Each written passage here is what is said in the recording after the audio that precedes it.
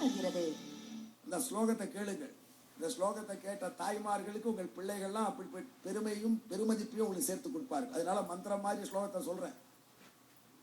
ஆகர்த்தாரம் சுதாயாக துரதிகம மகா சக்ர துர்கஸ்திதாயாக ஜேதாரம் வஜ்ரபாணேகே சக விபுதகணைகி ஆகவே பாகுவேகாத் விஷ்ணு சம்பிரீயமானே வரவினிமயதகா விஸ்வவிக்ஷாத கீர்த்திம் தேவம் யாசூதசாசு திசது பகவதி சர்மதாட்சாயணீனகா. அந்த தக்ஷனுடைய பெண்ணான வினதை, வினதியுடைய அப்பாவுக்கு தக்ஷன் பேரு. தக்ஷ பிரஜாபதியினுடைய பெண்ணான வினதை கஷ்யப பிரஜாபதியை திருமணம் செய்து கொண்டிருக்கா. தக்ஷ பிரஜாபதியின் இன்னொரு பெண் உங்களுக்கு தெரியும், பிரசித்தமான கேரக்டர் சதி தேவி.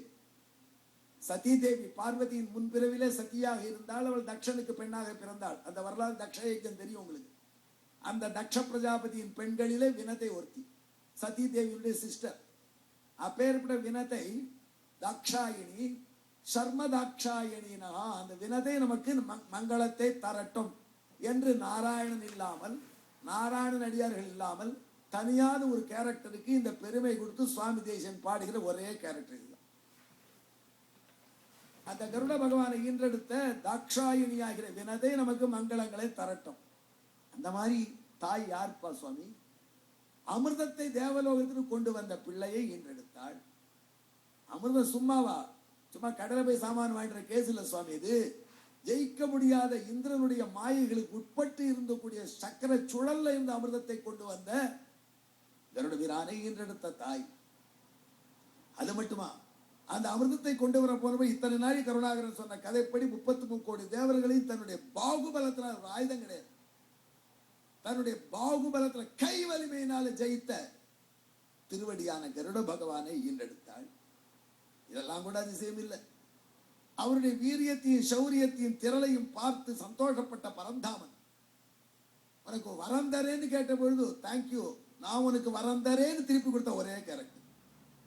இப்பேற்பட்ட பிள்ளையை ஈன்றெடுத்த தாக்ஷாயினி வினதை நமக்கு மங்களத்தை தரட்டும். உங்க பிள்ளைகளும் அப்படி இருக்கணும். அதாவது இந்த ஸ்லோகத்தை சொல்லி நாமும் அம்மாவுக்கு இப்படிப்பட்ட பிள்ளைகளா இருக்கும். அம்மாவுடைய கட்டத்தை நீக்கி அம்மாவுக்கு அமைதி ஆனந்தத்தையும் கொண்ட கருடன் மாதிரி நாம் இருக்கோம். சார் வீட்டுக்கு என்ன பேரு? அன்னை இல்லம் அப்படின்னு போட்டு ஒரு வீட்டில் போனேன். அன்னை இல்லம்னு போட்டிருக்கு. எங்க உங்க அம்மான்னு? அம்மா அநாத இல்லத்தில் இருக்காங்க. வீட்டின் பெயர் அன்னை இல்லம், அன்னை இருப்பதோ அநாத இல்லம்னு ஒரு புது கவிதை போட்டாங்க. அடிக்கடி எனக்கு நெஞ்சில் அடிக்கும் இந்த கவிதை. அந்த மாதிரி நிலைக்கு போகாமல் அம்மாவை என்ன மாதிரி பதிதாயாவி சுஷ்ரா விதீயதே மாதேத்தியகே மாதேத்தியகேன்னு ஆபஸ்தம்ப மகரிஷி, ஆபஸ்தம்பர் மகரிஷி அவருக்கு தாய் குலத்துக்கிட்ட அவ்வளவு ஈடுபாடு. மற்ற மகரிஷியோட ஸ்பெஷல். அவர் அப்பாவுக்கு ஸ்ராத்தம் பண்றச்சே அப்பாவுக்கு தான் பிண்டமான, இல்லை அம்மாவுக்கு பிண்டமே ஏற்பாடு பண்ணிட்டு போற ஆபஸ்தம்பர். அவர் சாமவேதத்தில் பண்றாள கேளுக்கு இவதான், இவாளுக்கு தான் ஒவ்வொரு தர்ப்பணத்திலும் தாய் குலத்துக்கு தர்ப்பணம். அப்படி தாய் குலத்தின் மீது அதிகம் பாசம் வைத்த மகரிஷி ஆபஸ்தம்பர். மாதேத்தியக்கு அம்மாவை சத்தியா அப்பாவை சத்தியா, சாலமன் பப்பையாவை கூட்டு பட்டிமன்றம் வைக்க வேண்டாம், அம்மா தான் வசத்தின்னு சொல்லிட்டு போயிட்டார் அன்னைக்கே மகரிஷி. அப்பேற்பட்ட மகரிஷி அப்படி தாய்க்கு அப்படி நாம செய்யணும்னா தாயின் துயரம் துடைக்கணும். கருடன் மாதிரி நாம் இருக்கணும். தாயின் துயரம் மட்டுமில்லை, தாய் நாடு கூட துயரத்தில் மாட்டிட்டு அந்த துயரத்தை நீக்கணும். அப்பேற்பட்ட வெற்றி பாகை சூடக்கூடிய வல்லமை உள்ள இளைஞர்களாக மாற வேண்டும் என்று ஆசைப்படுபவர்கள் இந்த மந்திரத்தை ஜெபி.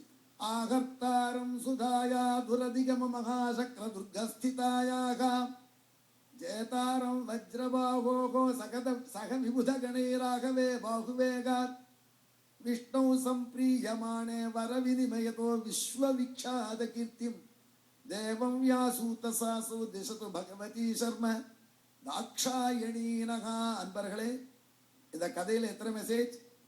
எக்காரணம் கொண்டும் பந்தயம் விடாதீர்கள். அன்பர்களே, இந்த கதையில தெரிந்து கொண்ட முதல் மாறல், எக்காரணம் கொண்டும் பந்தயத்தில் ஈடுபடாதீர்கள், யாரோடையும் பந்தயம் போடாதீர்கள். இரண்டாவது, அந்த பந்தயத்தில் சதித்திட்டத்தில் ஜெயிக்க முயலாதீர்கள். மூன்றாவது, இன்னொருவனை நமக்கு அடிமையாக ஏற்றுக்கொள்ளும் எண்ணத்தை கைவிடுங்கள். நாராயணன் ஒத்தன்தான் எல்லாருக்கும் தலைவன், நாம் எல்லாம் அவனுக்கு தான் அடிமை. மற்றவர்களுக்கு நாம் அடிமை என்பது நினைப்பதும் இன்னொருத்தரை நமக்கு அடிமையாக வைத்துக் கொள்ள எண்ணுவதும் தப்பு. நாலாவது, பிள்ளையாக இருந்தாலும் பிள்ளை வேறெஞ்சு செபிச்சா அம்மாவையும் தாக்கும். ஆகையினால பிள்ளைய வேறு இப்படியா அம்மாக்கள் பண்ணாதீர்கள். அம்மாக்களுடைய அடிமையிலிருந்து, அம்மாக்கள் கட்டத்திலிருந்து விடுவிக்க வேண்டியது பிள்ளையின் கடமை.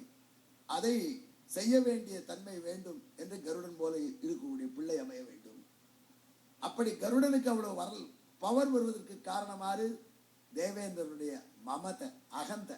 ஆகையினால பதவியில பெருசா இருக்கும், நமக்கு ஒன்றும் ஆகாது என்று தவறு செய்து விடாதீர்கள். தினந்தோறும் தெரியறது, ஆனாலும் அவசரப்பட்டு செய்யக்கூடாது. அன்பர்களே, அதற்கு மேல் இன்னொரு மெசேஜ். அப்படி ஒரு பவர் கிடைத்தால் பரந்தாமன் ரிஷிகளுக்கு வரத்துக்கு மதிப்பு கொடுத்து அதற்குள்ளதான் செயல்படுவான். அதற்காக தன்னை தாழ்த்தி கொண்டாலும் தான் வரம் வாங்கினாலும் செய்வான் நாராயணன் என்கிற அவருடைய மேன்மையை நினைத்து பாருங்கள். உலக இதத்துக்காக சிகப்பதியான பிரபு ஒரு பறவை கிட்ட வரம் கேட்டான். காரணம் என்ன? உலகத்துக்கு நல்லது செய்யணும் சட்டப்படி, அது நாராயணனுடைய வழி, அந்த வழியை நாம் பின்பற்றணும் என்று உணர்ந்து கொண்டு நாராயணன் எப்படியெல்லாம் நம்ம ரட்சணத்துக்கு பாடுபடுகிறான் பாருங்கள். அதற்கு மேல தந்திரத்தை தந்திரத்தால வெல்லணும் என்று கருட பகவானுடைய வரத்தை மதியுகத்தினால பகவான் எப்படி அட்ஜஸ்ட் பண்ணினார் பாருங்கள். அதே மாதிரி பாம்புகளுக்கு கேட்ட அமிர்தத்தை கொடுக்கும் பொழுதும் எப்படி தந்திரமாக நாராயணன் தன் மாயையினால அந்த பாம்புகளுக்கு அமிர்தம் கிடைக்காமல் அல்டிமேட்டாக செய்திருப்பார்கள். இது வரைக்கும் 9 மாறல் சொல்லியிருக்க. இதுல 60 நிமிஷம் கதையில 9 பாடங்கள். 10வது பாடம், எம்பெருமான் இப்பேற்பட்ட மாயாவி எந்த சங்கடத்திலையும் நம்மை காப்பாற்றுவான், ஆகையினால அவனை நினையுங்கள். இதிலிருந்து தெரியக்கூடியது, இப்பேற்பட்ட மகா வல்லமை வாய்ந்த பிள்ளைக்கு தாயாக இருக்கும் பேறு பெற்ற மணிக்கொடியின் தாயான வினதையை நினைத்து விடைபெறுவோம். நன்றி.